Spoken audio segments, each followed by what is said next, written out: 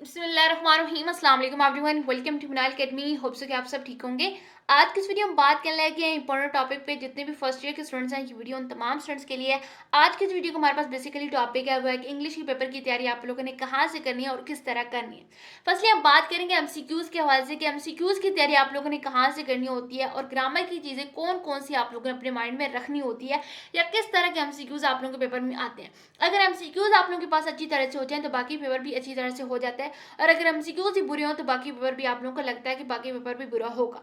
तो अगर आप इस वीडियो को एंड तक वॉच आउट करोगे तो मैं गारंटी देती हूँ कि आप लोगों के पूरे पेपर की तैयारी हो जाएगी, चाहे वो आपके पास सेक्शन नंबर ए हो, बी हो या सी हो।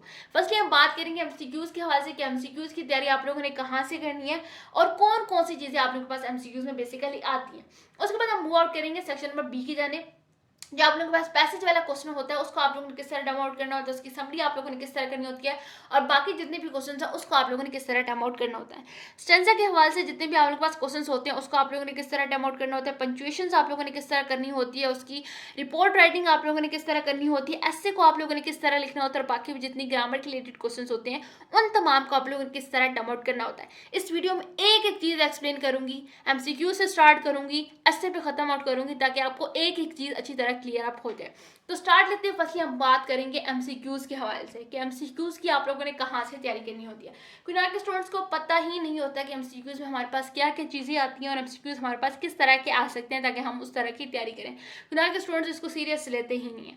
तो इस वीडियो में आप लोगों को फर्स्टली एमसीक्यूज के हवाले से टॉपिक बताऊंगी कि कौन कौन से टॉपिक्स हैं जो आप लोगों के पास एमसीक्यूज में आते हैं और उसमें से कितने एमसीक्यूज आप लोगों के पास मोस्टली आते हैं।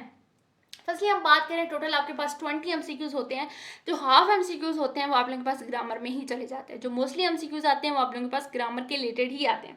ग्रामर के रिलेटेड अगर हम बात करें कि कौन कौन से टॉपिक्स हो जाते हैं तो वो आप लोगों के पास आर्टिकल्स के हवाले से आ सकते हैं, टाइप ऑफ सेंटेंसेस आ सकता है, टाइप ऑफ स्पीच आ सकता है, क्लॉजेस आ सकता है, फ्रेजेस आ सकता है। तो ये जो मैंने आपको 4-5 टॉपिक बताए हैं इनकी आप लोगों ने अच्छी तरह से तैयारी कर लेनी है। आप लोगों के पास नेट है, चैट जीपीटी है, वहाँ पे जस्ट आपने सर्च आउट करना है। वो आप लोगों को 100 से लेके 1000 तक एमसीक्यूज जनरेट करके दे देगा इस हवाले से। जस्ट आप लोगों ने इन टॉपिक्स पे रिसर्च आउट करना है और इन तमाम टॉपिक्स को अच्छी तरह से समझना है कि अगर वो कोई भी वर्ड को हाईलाइट करके दे सकता है तो आपसे पूछ सकता है ये आपके पास क्या है। जैसे यहाँ पे पैशन है तो ये पूछ रहा है आप लोगों के पास ये कौन सा टाइप ऑफ सेंटेंस है, ठीक है। तो इस तरह के वर्ड्स वो आप लोगों से पूछता है, ठीक है। इस तरह के एमसीक्यूज आप लोगों के पास आते हैं। तो मोस्टली आते हैं वो आप लोगों के पास क्या आते हैं, ग्रामर के रिलेटेड ही आते हैं। और बाकी जो आप लोगों के पास आते हैं वो आप लोगों के पास आ सकता है कि इसमें से पर्सोनिफिकेशन क्या है, ठीक है, एलिट्रेशन क्या है, ठीक है। और जो 2 आते हैं, 3 आते हैं वो आप लोगों के पास स्पेलिंग के रिलेटेड आते हैं। जो मोस्टली एमसीक्यूज हैं वो आप लोगों के पास इस तरह की ही आते हैं। एमसीक्यूज की तैयारी करनी है तो बेसिकली आपने फोकस करना है ग्रामर क्वेश्चन पे। अगर ग्रामर की आप लोग अच्छी तरह से तैयारी कर लोगे तो 100% आप लोगों के एमसीक्यूज भी हो जाएंगे।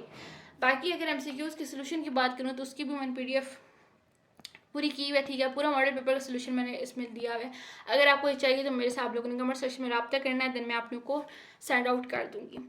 नेक्स्ट मूव आउट करेंगे हम आप सेक्शन नंबर बी की जाने। सेक्शन नंबर बी में बात करें तो फर्स्टली आप लोगों के पास आता है ये पैसेज वाला क्वेश्चन, समरी वाला, ठीक है। जो स्टूडेंट्स को पहले ही परेशान कर देता है वो आप लोगों के पास होता है कि समरी आप लोगों ने किस तरह लिखनी होती है और टाइटल आप लोगों के पास किस तरह से देना होता है।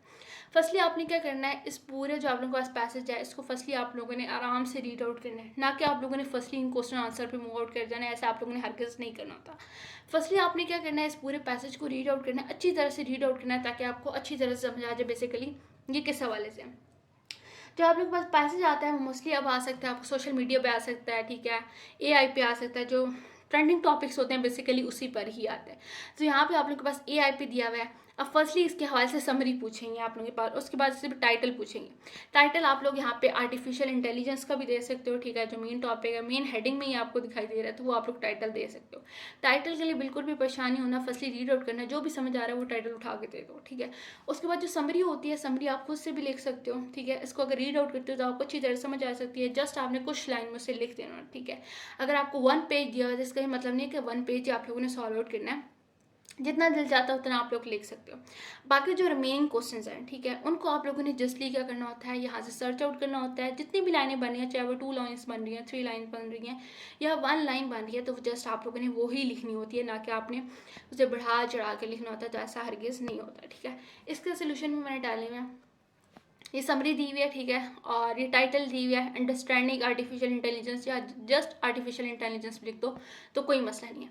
बाकी ये फर्दर उनके क्वेश्चंस आ जाते हैं। जो एक और क्वेश्चन आता है वो आप लोगों के पास मीनिंग का आता है, ठीक है। तो आप लोगों ने क्या करना होता है, इन मीनिंग्स को लिखना होता है। अब स्टूडेंट्स को यही क्वेश्चन पेपर में नहीं आता क्योंकि ना कि हमें मीनिंग्स पता ही नहीं होते वर्ड्स के। अगर आप देखो बुक्स की हम लोग रीडिंग्स ही नहीं करते, हम कहते हैं कि अब हमारे पास थोड़ा कोई क्वेश्चन आंसर आने हैं, जस्ट हमारे पास पैसेज आता है और हमने उसी में से लिखना होता है, तो इसलिए बच्चों को मीनिंग्स ही नहीं पता होते। इसलिए मैं आप लोग कहती हूँ रीडिंग करो, ठीक है, जो डिफिकल्ट वर्ड्स हैं, ठीक है, उनकी मीनिंग सर्च आउट करो ताकि जो आप लोगों की वोकेबलरी है वो आप लोगों के पास अच्छी तरह से हो सके, ठीक है। तो ये आप लोगों के पास फर्दरली क्या आ जाते हैं, इसके क्वेश्चन आ जाते हैं। नेक्स्ट मूव आउट करते हैं, देखते हैं नेक्स्ट क्वेश्चन आप लोगों के पास कौन सा है। तो नेक्स्ट आप लोगों के पास ये आ जाता है स्टेंजा के हवाले से जितने भी पोएम्स हैं, ठीक है, वो तमाम की तमाम आप लोगों ने अच्छी तरह से करनी है, क्योंकि ना कि एक आपकी बुक से आ सकती है और एक आपके पास कहीं बाहर से आ सकती है। फेडरल बोर्ड एक एसएलओ बेस्ड बोर्ड है जिसका आप तमाम बच्चों को पता है। तो जितने भी पोएम्स हैं उन तमाम को अच्छी तरह से करना है, किसी भी पोएम को आप लोगों ने नहीं छोड़ना है, क्योंकि ना कि एक अंदर से आएगी आपकी बुक से और एक बाहर से आएगी। अगर बाहर वाली आपको नहीं आती और अगर आपने बुक वाली भी छोड़ी हो तो फिर आपका क्या ही बनेगा। उसके बाद जो बी पार्ट होता है, ये आपके पास जो आपकी बुक के लास्ट में चैप्टर होता है, ये मोस्टली वहाँ से आता है। इसमें जो आप लोगों के पास कॉन्फ्लिक्ट आ सकता है, इंपॉर्टेंट एलिमेंट्स आ जाते हैं, बेसिकली आप लोगों के पास यही 2 क्वेश्चन आते हैं, ठीक है। मोस्टली यही रिपीट आउट हुए होते हैं, मेन एलिमेंट्स बता दो या मेन स्टोरी क्या थी, उसमें कौन कौन से थे कैरेक्टर्स थे, तो बेसिकली ये आप लोगों के पास आता है।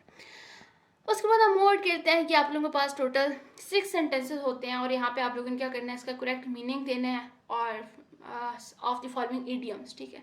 तो जस्ट आप लोगों ने क्या करना होता है, इसका मीनिंग बताना होता है।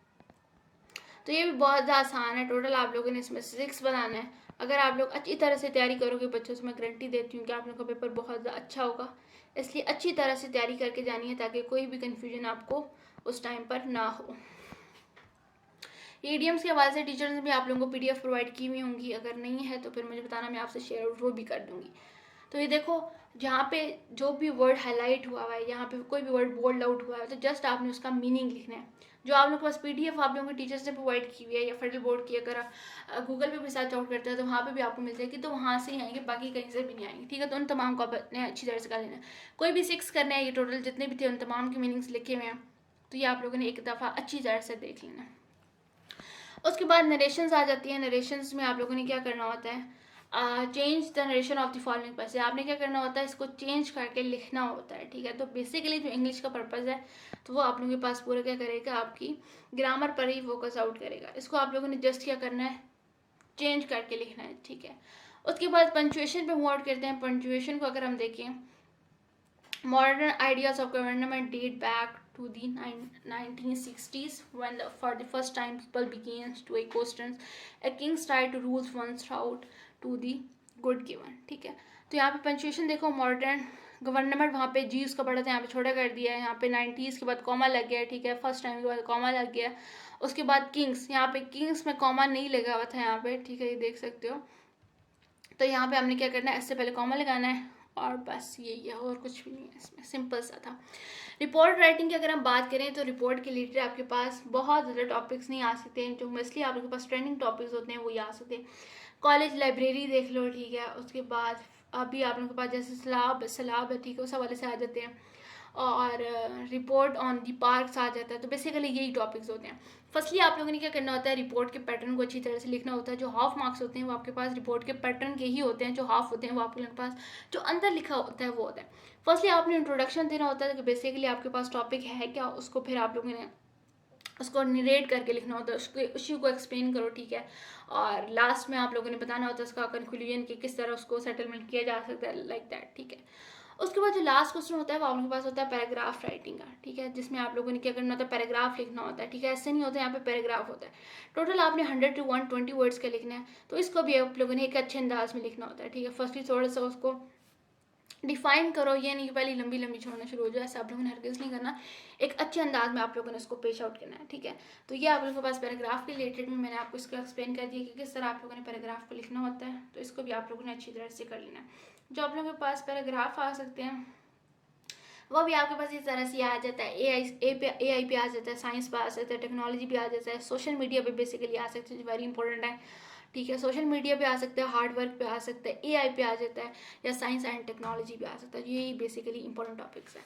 तो ये आपका पेपर था। बाकी अगर कोई भी कन्फ्यूजन है किसी भी हवाले से तो आप लोग कमेंट सेक्शन में पूछ सकते हैं। वीडियो को लाइक कर देना, चैनल को सब्सक्राइब कर देना और बाकी स्टूडेंट्स को भी शेयर आउट कर देना। शुक्रिया।